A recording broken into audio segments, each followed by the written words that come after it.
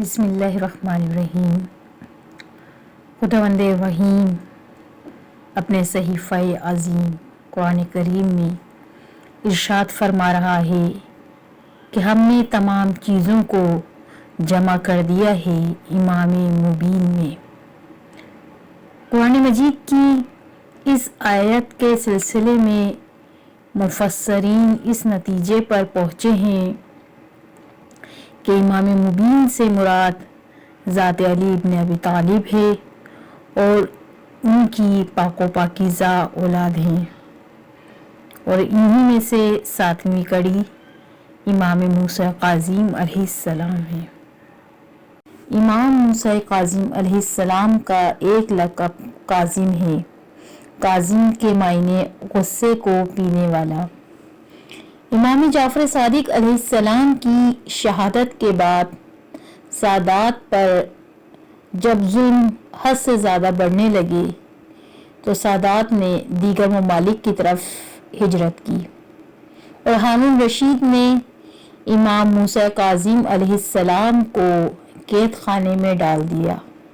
اور انہیں ایک قید خانے سے دوسرے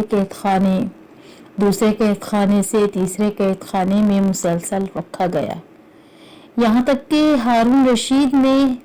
آپ کے قتل کے منصوبے بنانا شروع کر دیے۔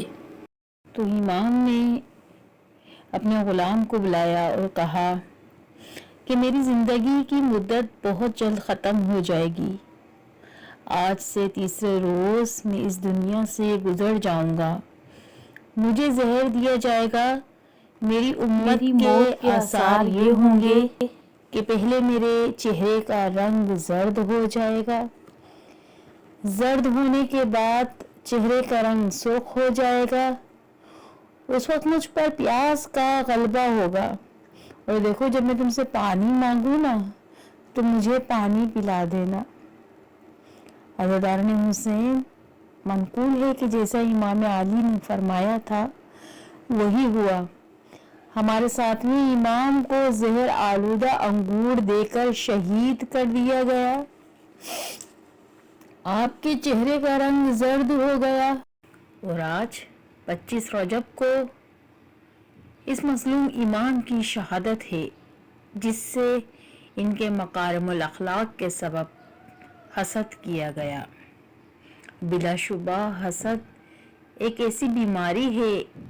جو انسان کے تمام نیکیوں کا خاتمہ کر دیتی ہے، یہاں تک کہ ایسا شخص دنیا سے عقیدہ و ایمان سے محروم چلا جاتا ہے، چاہے اس کا تعلق کسی بھی خانوادے سے ہو۔ مقتل کی روایت کے مطابق شہادت کے بعد بھی امام موسیٰ کاظم علیہ السلام کے جسم پر زنجیریں موجود تھیں جنہیں لوہار کو بلا کر کاٹا گیا، اور پھر آپ کا لاشا بغداد کے پل پر